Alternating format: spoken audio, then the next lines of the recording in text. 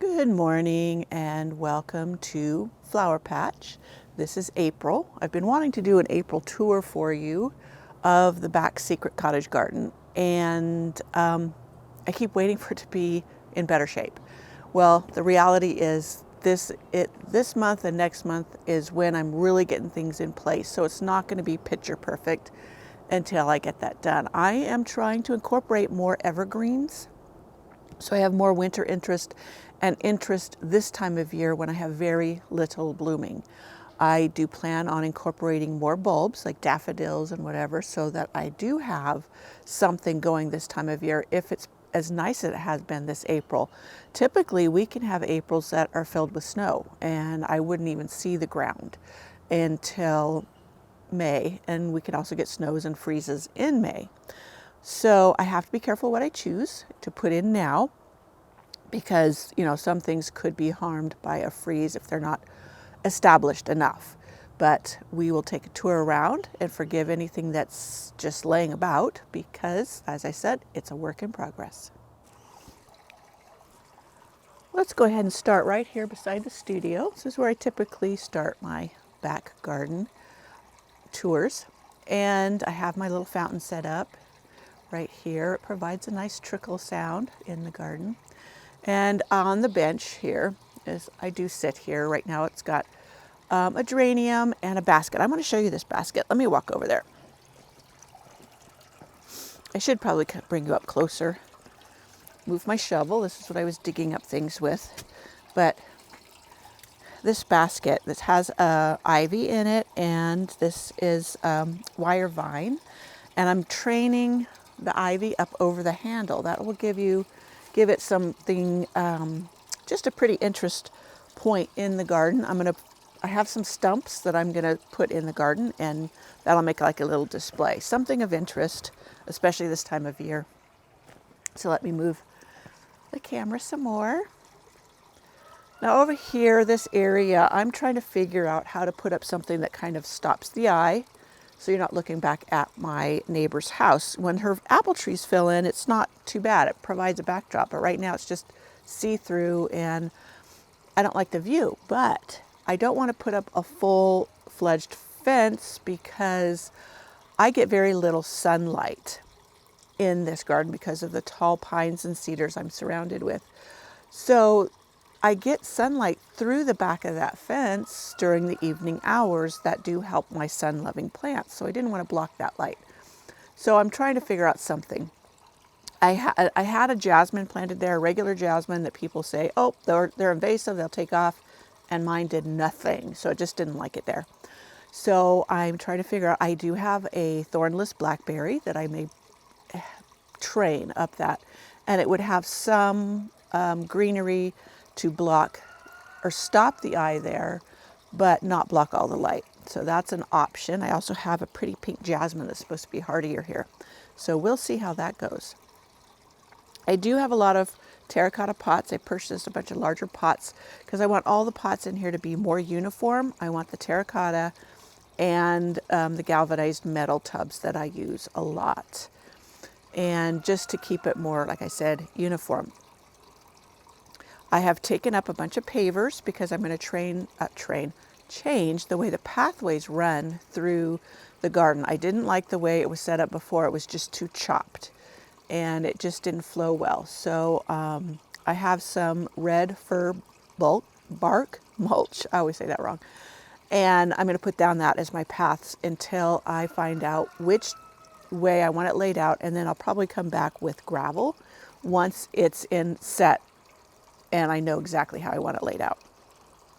So that's going to be that. Let's move a little bit forward.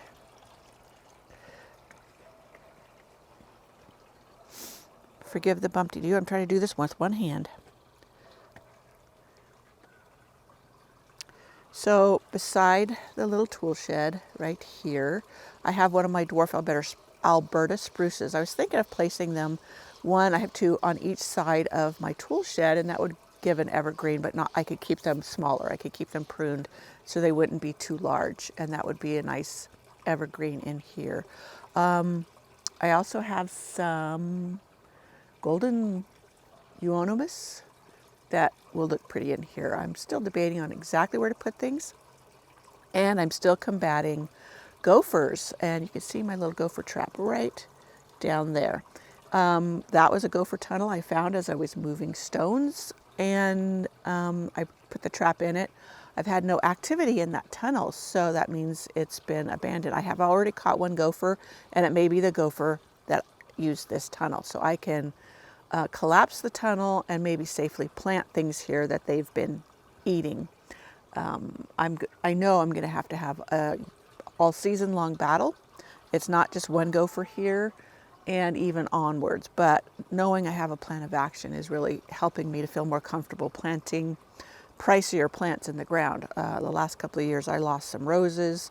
I lost a lot of other pricey plants to gophers eating the roots down to nothing. So I'm trying to get that taken care of.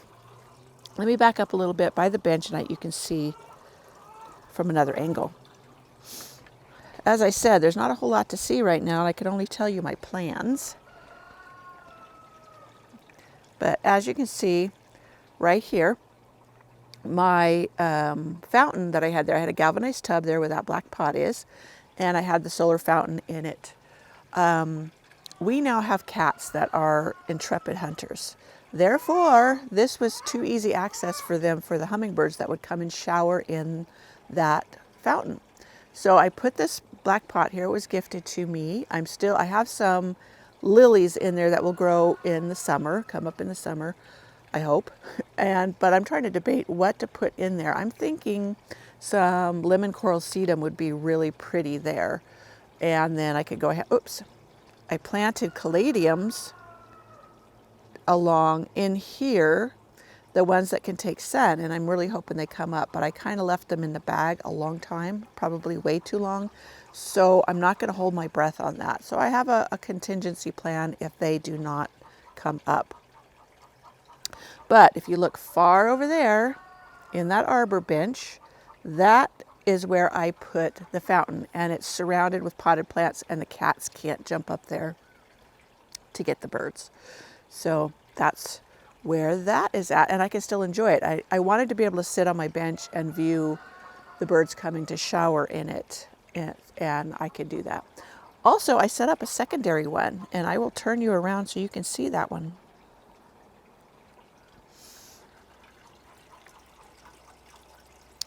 And I put it on this arbor bench, and I have plants beside it too. And it comes on later when the sun's coming behind the fence in the evening. So this one also works, as well as there's a bird bath down there. And I'm going to put that bird bath up on a stump on there, so it's a little bit higher and the cats have a little less chance of catching any birds. But I have a lot of stuff down here that's kind of preventing them from getting close. But they're pretty good hunters, so I want to, sorry, I keep bumping that thing. I want to make sure that I'm not drawing in the birds for them to catch. So right here, I was testing this little plant rack, and I was going to put plants on it, and maybe that would stop the eye for now. It's a temporary measure until I figure out or get something to grow up the fence. I have a clematis over here. Let's get a closer look at that. I just had planted some sweet peas at the base. I haven't seen any popping up yet, but it can be 10 days and take 10 days, and it hasn't been 10 days yet. But let me scoot you down.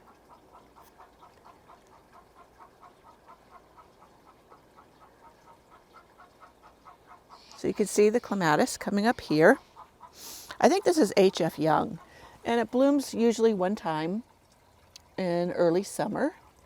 And I did cut it back earlier in the spring, and it's just taken off. I'm trying to thicken the base of it where it gets a hardier rootstock, and it's just doing beautifully.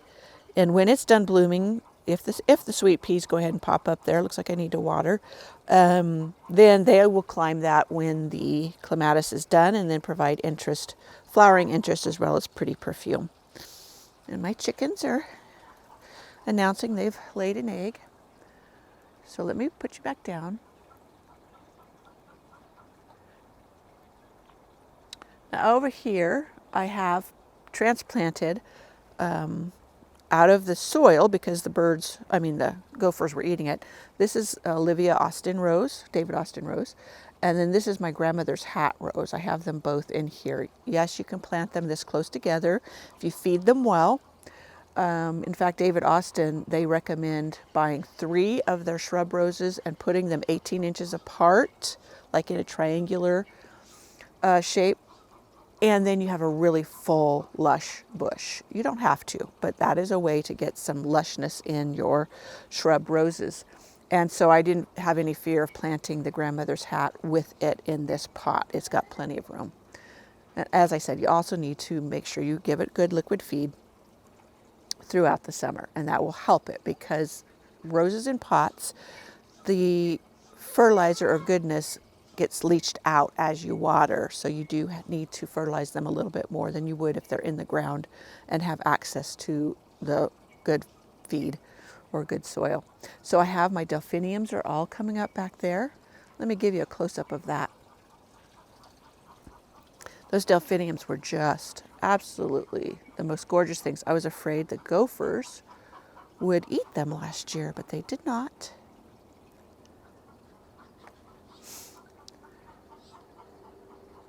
So as you can see, there's this purple rooster monarda. I need to cut it back so it doesn't take over, but there's the delphiniums. This one I was afraid it wasn't going to come up. That one was the lavender one, I do believe. I have to look at my past videos, but I'm probably not close enough that you can see it. But anyways, it did come up. I have been taking cuttings of some of them so that I have more. I'm going to see if they take. I'm trying a new method for rooting them. And this fence too, I want to, you see how you can see through it? And down there's my propane tank, and it's just not the view I want to be looking at until these all fill in. These are all tall plants, and they will fill in, and you can't see back there. But this time of year, I'm looking back into my neighbors' backyards, the alley running down the back. I don't mind the alley because it's just bare, but I don't want to be looking in my neighbors' backyards. So I've thought of the bamboo, woven bamboo to put back there, and it just filters the light. This, I don't get sun through here, so I don't have to worry about blocking the sun. The sun comes from behind me and facing this way. So that's all good. So I can put something up there, but it is very see-through, but it will go around the curve because this is curved. And I saw someone who said they put a tarp behind it. That would look ugly from the alley. Not that I ever see that, but my neighbors would. I guess it's no big deal unless they complain about it. But at least that blocks the light from coming through and making the fence, that bamboo, woven bamboo, see-through. These are all just ideas. I haven't settled on anything. But as I said, this is a work in progress, and I'm trying very, very hard to figure out something for all these things that I consider faults in this garden. So we'll go around. My irises are all starting to come up and just looking gorgeous. These are the galvanized tubs. I did how to plant seeds in galvanized tubs. I did lettuce, I did cilantro, etc. Now I'm going to show you something. One I remembered to cover. I showed how I covered it in the video, and the other one I said I was going to cover, and then I forgot because I got busy doing things. So I'm going to show you really quick what happened. You see all the sprouts in there? I've got a rock holding the wire down. I've got tons of sprouts in there of lettuce, and then over, nothing. And I came out here one morning recently, and I saw the robins just feasting on, I didn't know anything had come up yet, and nothing is sprouting now. I think they ate everything. So I will replant this little tub. In fact, I may go ahead and plant some annuals in it because I have a lot of lettuce coming up elsewhere, and so I don't really need it. And so I'm going to, like I said, plant this tub up with something else. Another large delphinium back there. That one is one I transplanted from the front yard, and it did great. And then there's one next to it I transplanted last year. The other one I transplanted the year before, and then you see a teeny tiny one down below it, down there. That one is a dark blue one that's really, really pretty, and I transplanted that from the side yard. They seem to do best by this back fence area. I have some in the side yard, and they come up later because it doesn't get as hot there as soon. But it's nice to have another set of delphiniums blooming later in the season, so I don't mind that it comes up later. So I have a lot of things that are coming up from seed. Down here there's larkspur, poppies, of course the Monarda bee balm is coming back. This is all red over here, and I have over here's red, and on the other side of this terracotta pot is purple rooster. And this rose is a hide haul I had to dig up because the gophers were eating on it. So those typically get like 6 feet tall, so I'm hoping it go ahead and thrives in that pot. I'll make sure I feed it well. The little sticks in it, let me show you. The little sticks in it that have brown leaves, those are cuttings when I trim back my iceberg climber. I just stuck them in there just to see what would happen because my iceberg climber got broken with the heavy snows we got, even though I had it tied up. It's getting some yellowing leaves too, so I don't know if that's old leaves or if I need to give it some feed. But it broke up, so I just stuck them in that pot to see if they would root. I don't know if they will or not, but it was, you know, worth it. I had to cut them off anyways, so worth a shot. And this, you know, remember I had my other obelisk arbor here instead of this arbor. Let me back you up.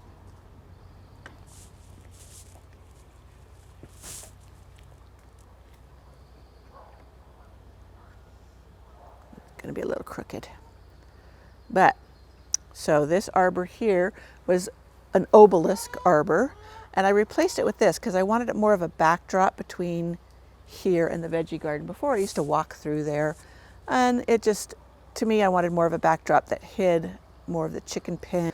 Is just its own garden. So I walk around to it instead of straight through on this path, and that works just fine.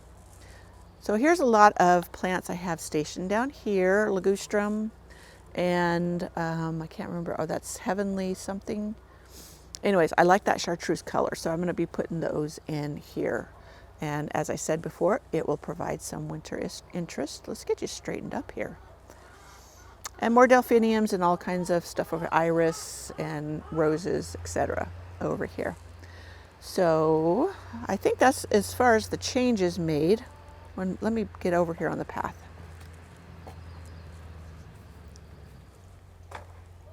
I know it's kind of wobbly. I'm my lone camera woman.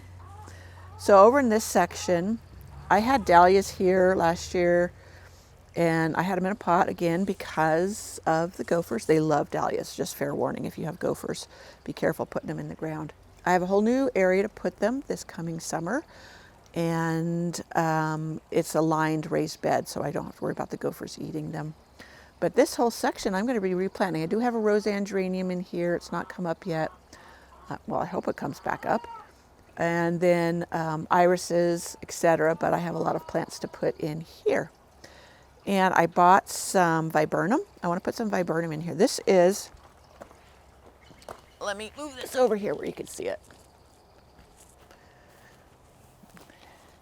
This is blue muffin viburnum, and it's a native. I've been trying to go with more native plants too because we are going into a major drought. And we do use gray water from the house. You would not believe how much water you use in your house that can just do well in your garden if you use the proper soaps, etc. But the natives are very drought tolerant, and that's something going forward I really need. Like irises are drought tolerant, so my irises are going to do great. The roses, I'm going to make sure they get water from our gray water, so they'll do fine. Also, I have found that roses, they won't bloom as prolifically, but they will do good even in drought conditions. So that's my goal, is to make sure plants I incorporate are more drought tolerant. Now, California is not the only one. Oregon, Idaho, many of the western states are really going into severe drought conditions for the next few years, predicted. So really think about it if you live in these areas about water usage in your garden, like putting in big vast lawns or having big vast lawns just is not an eco-friendly option. So it is something we can all contribute to, is, you know, helping to preserve as much water as we can. I have a lot of succulents that I use for edging here. I use sempervivums because they are cold hardy and they will live through harsh winter. Some of them are cold hardy down to 3 and 4 zones. So they are very cold hardy. And they spread well. So they make really good edging and interesting edging in your garden or around your garden beds. Alrighty, let me get up and I'm getting old. Okay, let's see. I think that's about it. I kind of told you my plan. This, I wanted to share this. See this little garden bench thing? Kneeler. I think I got that from Gardener Supply. And I did get it from Gardener Supply. I can see the top of it. Love that thing. I can kneel down and it has the handles. I can get up. I've got to get my little tool pouch out and put on it for the tools to be in it. Lifesaver if you are getting older and it's a little more difficult to get up and down off the ground from when you're weeding and what have you, planting and weeding. I love it. And also it turns over and it's a stool if I want to sit and make. And I'll tell you, safety first is really a good motto because I spent yesterday in the emergency room from a suspected concussion. So I'm having post-concussion symptoms, they said. So take care of yourself. Be careful in the garden. Let's check out what I've going on in my veggie garden. My chickens are having a good old time this morning. I've got a bad egg eater, so I've got to find her and either put her in another pen or give her away. I can't seem to eat my own hens, so that's not an option. Okay, I know I'm moving you around a lot here. So here is my raised beds. I had winter sowed some crimson clover in there. I've already dug through and some is still breaking through, but that's fine. It's just feeding the soil. And this terracotta, I'm moving, terracotta pipe, and I put like a pot bottom on it and make a bird bath out of it, and I'm going to put that over here. I like to have several feeding stations, water stations for birds in my garden because they come in and eat a lot of bugs, etc. So I like inviting the birds. Still my winter sowing, some of them did terrible this year. Many did okay, but I was testing seeds that were not as winter hardy or as cold tolerant, and they totally failed. And then there was also a delphinium, bunch of delphinium seeds that totally failed. So I'm now pre-germinating some to see if it was the seeds or how I did it. So I'm always experimenting. This bed back here is where I had tried to winter grow lettuce. Let me take you over there. Now, I failed as far as winter growth, and it's not that it doesn't work because I had covered it with a plastic tub. Let me show you the plastic tub. This is the plastic tub. And it covered it and it protected them. But I don't get enough sun because of the tall trees, and where the sun is in the sky in winter, it just doesn't hit here. So I have a neighbor, she lives 2 minutes down the road, and she grew lettuce all winter long and did wonderful. So I know it's my location and not that you cannot grow lettuce through the winter, but look at it now. I mean, it's taking off. I probably need to water today, and I need to put up a little bit of a cover because I don't want my cats to get in there. It looks like something's been digging in there, and I certainly do not want them using it as their litter box. But anyways, I can thin some of this and use the lettuce thinnings in our salad. And I need to sow some more, so this tells me also that I can sow more. I will tell you that even though it's been so early in the season, we have had warm temperatures, and in my greenhouse, I had some volunteer tomatoes seeds pop up. So even though it still gets pretty cold at night, the seeds did germinate inside my greenhouse. So I'm going to start a bunch more seeds that I don't have to put under lights or in my house or anything, knowing that they will come up. Also, I have some cosmos seeds that have been germinating. So that tells me I can do it. We still could get a freeze. I will have to protect them. But just knowing I can do it and having the signs I can do it like that is encouraging. So I have a bunch of things in pots down here. I have clematis that I started bare root. I have that video, I also have some lilies, though they won't germinate for a while or come up. I know that. They like it even warmer. And then I have some rose cuttings I had started down here and lilac cuttings.